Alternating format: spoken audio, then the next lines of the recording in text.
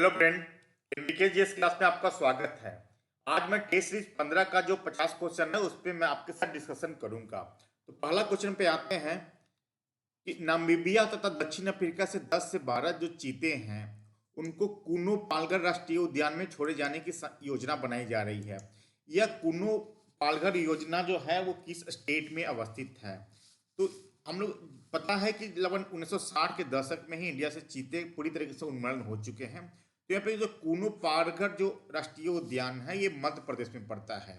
यहाँ पे जो यहाँ का जो वातावरण है वो नामीबिया एवं साउथ अफ्रीका से मिलता जुलता है राष्ट्रीय उद्यान का जो है।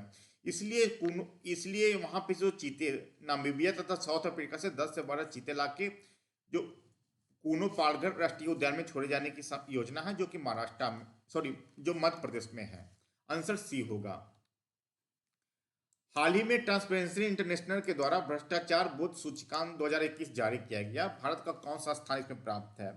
तो 180 देशों पे सूचकांक के लिए डिफरेंट रैंकिंग जारी किया गया है जिसमें इंडिया का पोजीशन 85 है। तो इसका आंसर होगा बी। विज्ञान एवं प्रौद्योगिकी मंत्रालय द्वारा हाल ही में निम्न में से किस शहर में भारत के पहले ओपन रॉक संग्रहालय का उद्घाटन किया गया? तो ये है हैदराबाद। हैदराबाद में ही ओपन रॉक संग्रहालय का उद्घाटन किया गया है। लावनी नृत्य भारत के किस राज्य के सबसे लोकप्रिय लोक नृत्य है? तो जो लावनी नृत्य है वो महाराष्ट्र में है। ये फेमस इसलिए है कि यहाँ से जो कुछ दुबई में कुछ कार्यक्रम हुए थे उसमें रावणी नृत्य का आयोजन महाराष्ट्र के कुछ युवकों द्वारा किया गया था जिसमें उनको गोल्डन प्राइज मिला था। तो इसलिए अभी इंपॉर्टेंट है हाल में ही। तो ये आंसर होगा सी।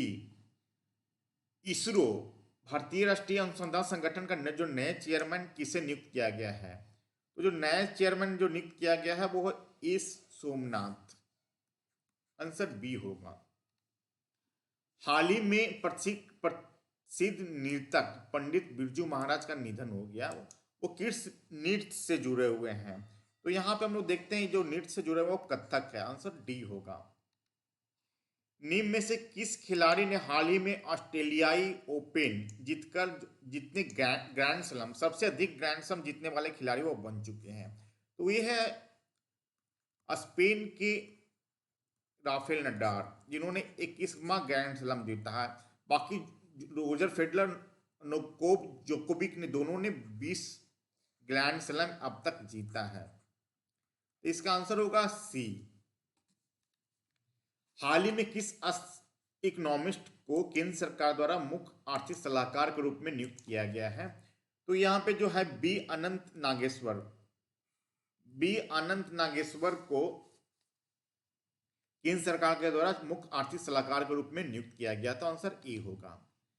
निम्न में से किस महिला क्रिकेट खिलाड़ी को अंतर्राष्ट्रीय क्रिकेट परिषद यानी आईसीसी द्वारा महिला क्रिकेटर ऑफ द ईयर 2021 चुना गया है? तो वो है जो भारतीय क्रिकेट टीम का जो ओपनर है स्मृति मंधावा, उनको चुना गया है। तो आंसर होगा बी।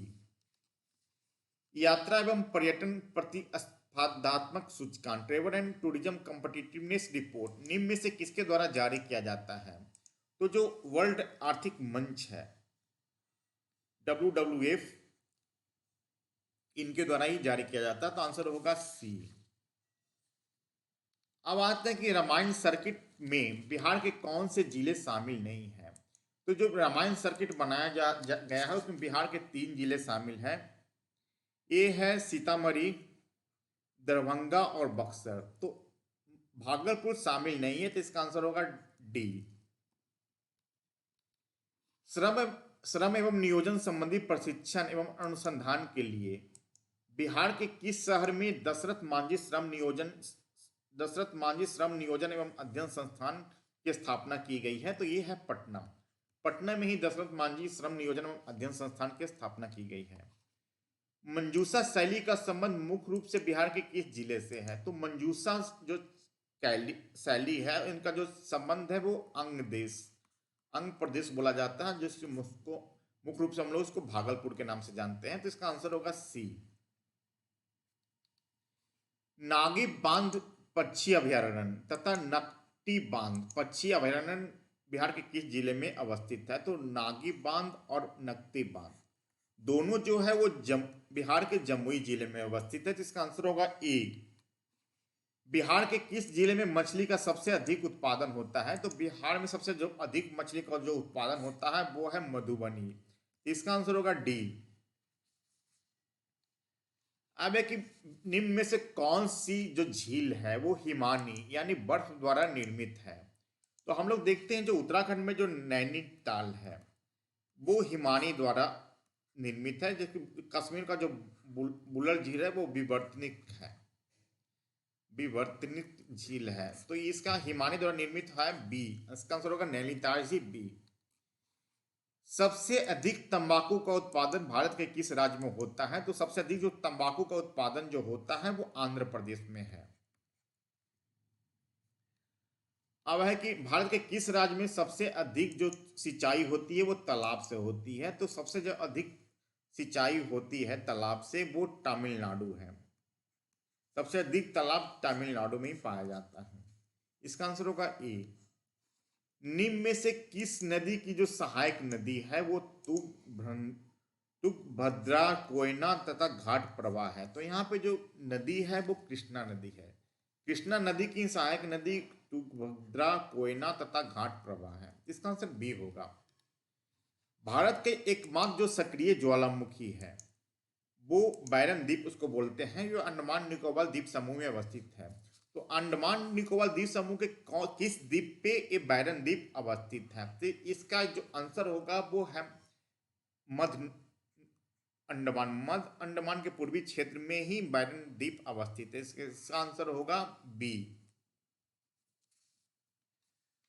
अब हम लोग आते हैं कि निम्न में से किस समाचार पत्र के खिलाफ लीटन ने वर्नाकुलर प्रेस एक्ट लागू किया? तो वर्नाकुलर प्रेस एक्ट मतलब हो गया जिसको अंग्रेजी छोड़ के जो क्षेत्रीय भाषाओं में जो समाचार पत्र निकलता था उस पर उन्होंने बैन लगाया था, उस पर जांच पड़ताल बैठाई थी। तो ये सोम प्रकाश है।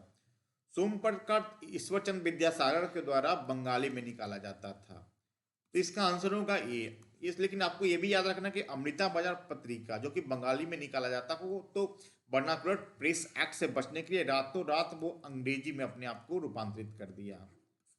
तो ये भी याद रखिए, हो सकता क्वेश्चन इससे भी पूछा जाए।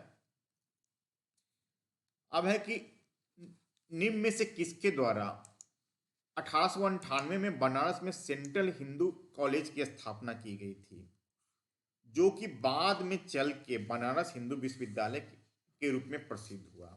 तो हम लोग देखते हैं बनारस हिंदू विश्वविद्यालय बनाने में जो मेन हाथ है वो मदन मोहन मालवीय का है, जो कि 1914 में बनाया गया था। लेकिन 1898 में जो बनारस में जो सेंट्रल हिंदू कॉलेज की स्थापना की गई उसमें मुख्य योगदान था एनी बेसेंट का। इसका पूछा जा रहा है कि बनारस सेंट्रल यूनिवर्सिटी के बनारस सेंट्रल हिंदू कॉलेज के बारे में, तो इसका आंसर होगा बी।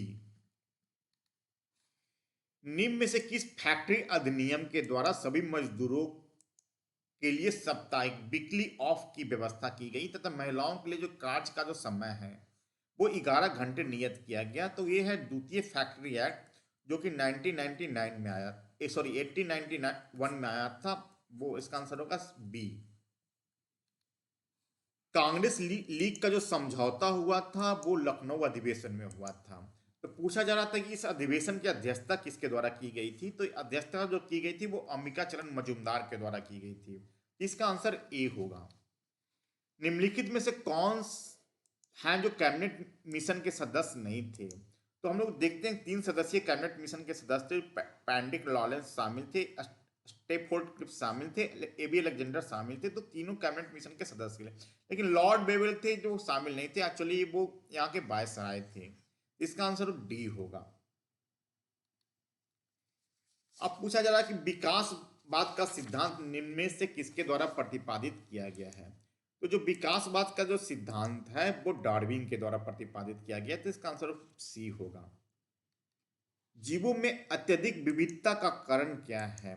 तो जो इसका जो अत्यधिक जो विविधता जीवों में होते हैं उसका जो कारण है वो उत्परिवर्तन है। आंसर सी होगा। भारत में मिशन इंद्रधनुष अभियान किससे संबंधित है? तो जो मिशन इंद्रधनुष जो संबंध है, जो वैसे छोटे बच्चों के लिए प्रकार की बीमारियों के लिए टीका दिया जाता है, जो कि छोटे बच्चे जो कि इन 7 प्रकार के टीकाओं से कोई छूट गए हैं तो उनको मिशन इंद्रधनुष के द्वारा उनको टीकाकरण किया जाता है। तो ये बच्चों के टीकाकरण से संबंधित है। आंसर होगा डी। निम्न में से कौन सा पोषक तत्व अस्थि मतलब हड्डी और दांत से मजबूती के लिए निर्माण के लिए आवश्यक नहीं है? पहले क्वेश्चन आप लोग समझिएगा, ध्यान से पढ़िए क्या पूछा जा रहा है। तो इसमें आवश्यक नहीं है तो कौन सा नहीं है? तो हम लोग देखते हैं फास्फोरस, कैल्शियम, फ्लोरीन, तीनों इंपॉर्टेंट है। तो आयोडीन है जो इंपॉर्टेंट नहीं है। तो इसका आंसर होगा बी, ए। इसका आंसर ए होगा। शरीर के अन्य सभी अंगों की तुलना में किस अंग को ऑक्सीजन की आवश्यकता सबसे अधिक होती है? तो हमारे जो पूरा बॉडी में जो भी जितने भी अंग हैं, सबसे ज्यादा ब्रेन को, मस्तिष्क को ऑक्सीजन की आवश्यकता होती है। इसका आंसर होगा डी। अब पूछा जा रहा है कि निम्न में से कौन सा जो विदेशी यात्री थे अकबर के समय में आए थे? तो यहां हम लोग देखते हैं जो रॉबर्ट फिंच है वो 1558 से लेके 15 से इनका जो टेन्योर है ये है। तो रॉबर्ट फिंच ही थे जो अकबर के टाइम में आए थे। बाकी सर थॉमस रो, विलियम हॉन्सिंग, एडवर्ड टेली तीनों जहांगीर के टाइम आए थे। तो इसका जो आंसर होगा वो होगा सी। मुगल शासन व्यवस्था में मुहतसिब का क्या कार्य था, क्या रोल था? तो यहाँ पे हम लोग देखते हैं कि जनता के नैतिक आचरण का जो निरीक्षण होता था वो मुहतसिब के द्वारा ही किया जाता था। तो आंसर होगा ए। निम्न में से किस शासक के द्वारा दासों के लिए दीवाने बंद दीवाने बंदगान की स्थापना की गई थी? तो दासों की भलाई के लिए जो की गई थी वो फिरोज शाह तुगलक के टाइम में किया गया था। तो आंसर होगा इसका सी। प्राचीन भारतीय इतिहास में जो द्वितीय नगरीकरण हुआ था उसका जुड़ाव किस धातु से माना जाता है? तो हम लोग देखते हैं जो फर्स्ट नगरीकरण हुआ था वो हुआ था हड़प्पा सभ्यता में। हड़प्पा सभ्यता के ताम में इस एक कासे से जुड़े हुए था। लेकिन जो सेकंड नगरीकरण हुआ था वो महाजनपद टाइम में हुआ था।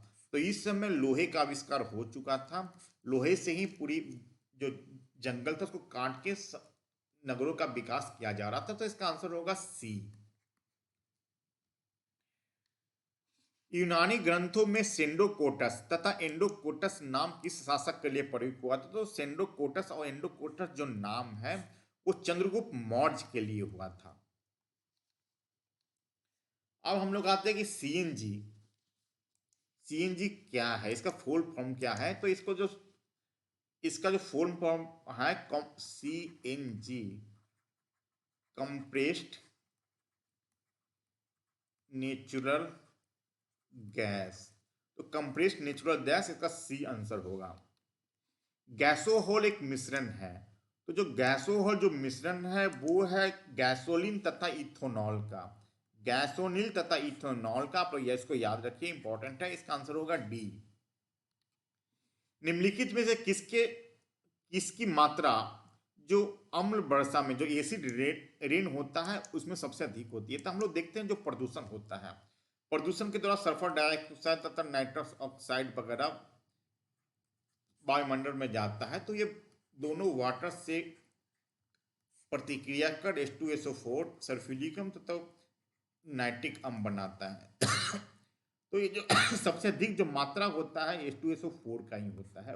लगभग 70% रेन में जो एसिड रेन होता है उसमें 70% मात्रा ही सल्फ्यूरिक अम्ल का होता है, H2SO4 का। तो इसका आंसर होगा ए।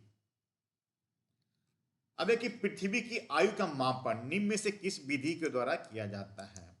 तो हम लोग पहले कार्बन डेटिंग काफी इंपॉर्टेंट है। कार्बन डेटिंग का जो होता है विधि वो जीवाश्म जो फॉसिल है उसका आयु पता करने के लिए होता है। लेकिन जो पृथ्वी का आयु या जो पुरानी चट्टानें हैं उनका आयु निर्धारित करने के लिए जो उपयोग होता है वो यूरेनियम विधि, जिसको हम लोग बोलते हैं dating by uranium, sorry dating by uranium,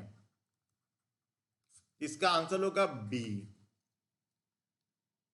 अब है कि क्रायोजेनिक इंजन का इस्तेमाल किसमें होता है? तो क्रायोजेनिक इंजन जो होता है काफी कम तापमान का संरक्षण किया जाता है, लगभग 150 डिग्री सेंटीग्रेड, -150 डिग्री सेंटीग्रेड इसका रख रखाव किया जाता है। तो ये जो यूज होता है वो स्पेस शटल में ही होता है। इसका आंसर होगा डी। अब एक निम्न में से कौन सा मुद्रास्फीति का कारण है? तो जो इन्फ्लेशन का जो मेन रीजन होता है, या तो सप्लाई कम हो जाए या मनी का सर्कुलेशन अधिक हो जाए, तो ये दोनों रीजन होता है। तो ये उत्पादन में जो ह्रास है वो हो जाएगा, एक मुद्रास्फीति में वृद्धि, ये दोनों रीजन होगा इसका। तो उत्पादन कम होने से तथा जो पैसा का, सॉरी मुद्रास्फीति नहीं यहाँ पे, सॉरी यहाँ इसको आप लोग सुधार लीजिए, ये मुद्रा पूर्ति है, मनी सप्लाई, मनी सप्लाई, इसको आप लोग क्रॉस कर लीजिए। तो ये जो होता है मुद्रा सब, जो मनी सप्लाई में वृद्धि होने तथा उत्पादन में ह्रास होने से मुद्रास्फीति होती है। तो इसका आंसर बी और सी होगा। तो इसमें आंसर ई हो जाएगा, उपयुक्त में से एक से अधिक। अब एक ब्लू चिप कंपनी किसको कहते हैं? तो ब्लू चिप ऐसे कंपनी को कहते हैं जिसमें शेयरों में कई वर्षों से वृद्धि कर रहा है, जिसका शेयर काफी अच्छे, जिसकी कंपनी काफी अच्छी होती है, जिसका प्रॉफिट हमेशा होता रहता है, जो कई वर्षों से उन्नति कर रहा हो, ऐसे कंपनी को हम लोग ब्लू चिप कंपनी कहते हैं। इसका आंसर होगा ये, ताकि वैसी कंपनी में लोगों को इन्वेस्ट करने का सलाह दिया जाता है जिसमें लॉस होने की संभावना काफी कम होती है। अब है कि इस समय भारत में राष्ट्रीय आय का आकलन किसके द्वारा किया जाता है? तो हम लोग यहाँ पे देखते हैं CSO, सेंट्रल स्टैटिस्टिकल ऑर्गेनाइजेशन है CSO, उसके द्वारा किया जाता है। लेकिन आप ध्यान रखिएगा कि CSO plus NACSO, national sample survey organisation, ये दोनों को मिला के सांख्यिकी आयोग बनाया गया है। तो अगर आंसर सांख्यिकी आयोग भी पूछा जाता है तो वो भी आंसर सही होगा, क्योंकि इसमें भी केंद्रीय सांख्यिकी आयोग समाहित किया गया है। तो यहाँ पे निम्न में से पूछा जा रहा, तो इसमें ऑप्शन है, तो यहाँ पे इसका आंसर होगा सी। भारतीय अर्थव्यवस्था में कौन सी मौद्रिक नीति का घटक है? तो जो मॉनेटरी पॉलिसी है उसका जो घटक है वो है बैंक रेट। बैंक रेट तक का इसको हम लोग बोलते हैं open market operation. Open market operation, इसमें क्या होता है कि बैंक रेट का जो रेट होता है उसको घटाने बढ़ाने से मौद्रिक नीति, इन्फ्लेशन वगैरह का कंट्रोल किया जाता है। तथा इसमें ओपन मार्केट ऑपरेशन में भी जो गवर्नमेंट बॉन्ड्स है, शेयर है या अन्य कोई पत्र है, उसको मार्केट में बेचकर तथा मार्केट से खरीद कर मौद्रिक जो पॉलिसी होता है उसको कंट्रोल किया जाता है। तो इसका आंसर ए या बी दोनों होगा। तो आंसर होगा ही, उपयुक्त में से एक से अधिक।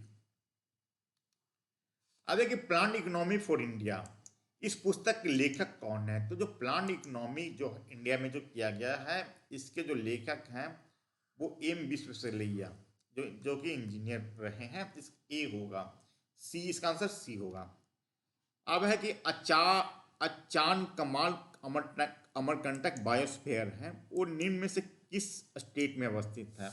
तो ये मध्य प्रदेश तथा छत्तीसगढ़ दोनों में अवस्थित है। तो इसका आंसर होगा ई, उपयुक्त में से एक से अधिक। अब पूछा जा रहा है कि भारतीय जो वन नीति है, इंडियन फॉरेस्ट पॉलिसी है, उसके अनुसार कहा जाता है कि कुल भौगोलिक क्षेत्र के 33% पे फॉरेस्ट होना चाहिए। तो ऐसा कितने स्टेट हैं या केंद्र शासित प्रदेश है जिन्होंने इस जो टारगेट है उसको प्राप्त कर लिया है? तो अभी तक 15 राज्य तथा केंद्र शासित प्रदेश है जिन्होंने, जिसका जो फॉरेस्ट एरिया है वो 33% या उससे अधिक है। यहाँ पे हम लोग ये भी ध्यान रखें कि जो 7 जो स्टेट है या केंद्र शासित प्रदेश है उस पर लगभग 75% से भी अधिक है। इसमें हम लोग देखते हैं मिजोरम हो गया, लक्षद्वीप है, अंडमान निकोबार द्वीप है, अरुणाचल प्रदेश हो गया, नागालैंड, मेघालय तथा मणिपुर। ये जो 7 स्टेट है, यहाँ पे जो टोटल जो एरिया है वहाँ का भौगोलिक क्षेत्र का लगभग 75% से अधिक है। लेकिन यहाँ पे 33% पूछा जा रहा है। तो ये लगभग 15 स्टेट है, 15 स्टेट या केंद्र शासित प्रदेश जिन्होंने 33% का जो टारगेट है वो पूरा कर लिया है। इसका आंसर होगा सी। आता पानी जनजाति सांस्कृतिक भूदृश्य, ये क्या है? ये है कि अत्यधिक उच्च उत्पादकता तथा अपना जो पारिस्थितिकी संरक्षण इकोलॉजी को कंजर्व करने के लिए नए तरीके से वो अपनाते हैं।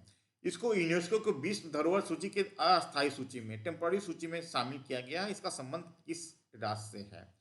तो आतापानी जनजाति सांस्कृतिक भूदृश्य है, इसका जो संबंध है वो अरुणाचल प्रदेश से है।